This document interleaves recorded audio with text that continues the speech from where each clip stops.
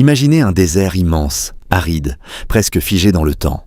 Un paysage silencieux où rien ne semble bouger depuis des siècles. Et pourtant, au sol, se cachent des dessins gigantesques, visibles uniquement depuis le ciel.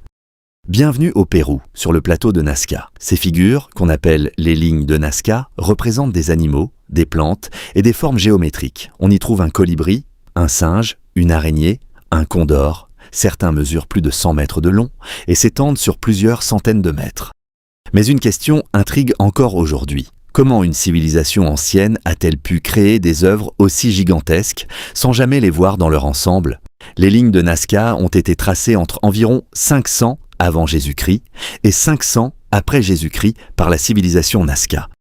Pour les créer, les habitants ont simplement retiré les pierres sombres en surface pour révéler un sol plus clair en dessous. Ce contraste suffit à former des dessins visibles à grande échelle. Ce qui est fascinant, c'est leur incroyable conservation. Le climat extrêmement sec, combiné à l'absence de vent et de pluie, a permis à ces dessins de survivre pendant des millénaires. Dans d'autres régions du monde, ils auraient disparu depuis longtemps.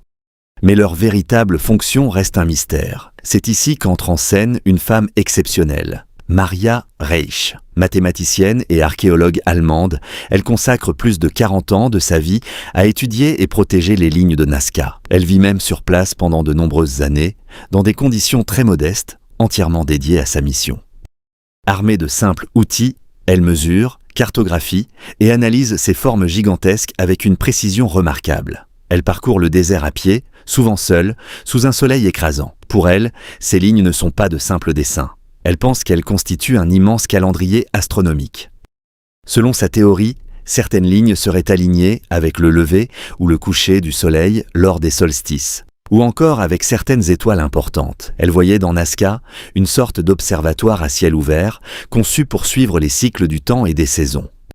Même si cette théorie est aujourd'hui débattue et partiellement remise en question, son travail a permis de faire connaître les lignes au monde entier, et surtout de les préserver. Mais Maria Reisch n'est pas la seule à avoir tenté d'expliquer ce mystère. D'autres chercheurs pensent que les lignes avaient une fonction religieuse.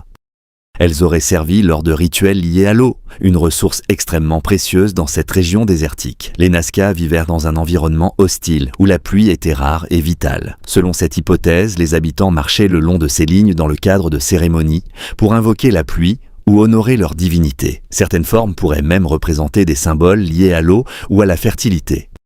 Une autre théorie suggère que les lignes servaient de chemin sacré, visible par les dieux depuis le ciel. Dans cette vision, les Nazca ne cherchaient pas à voir les dessins eux-mêmes, mais à être vus, par leur divinité. Et bien sûr, il y a les théories plus controversées.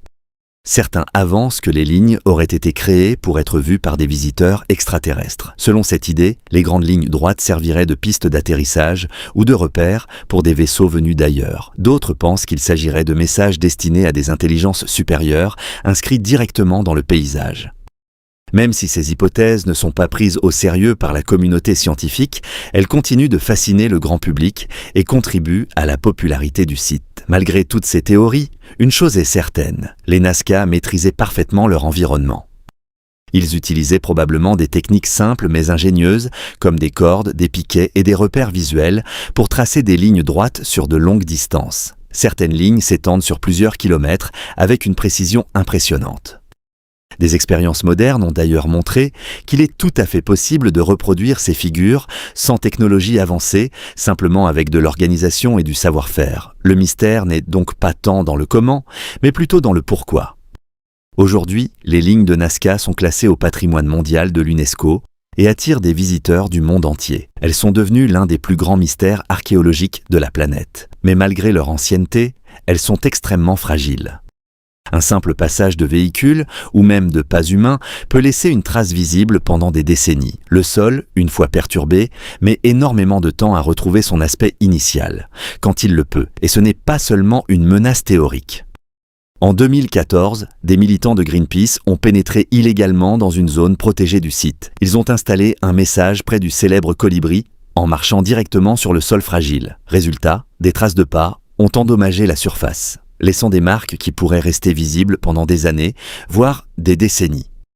Cet incident a provoqué une indignation mondiale et relancé le débat sur la protection de ce patrimoine unique. Les lignes de Nazca nous rappellent à quel point le patrimoine humain est précieux et vulnérable.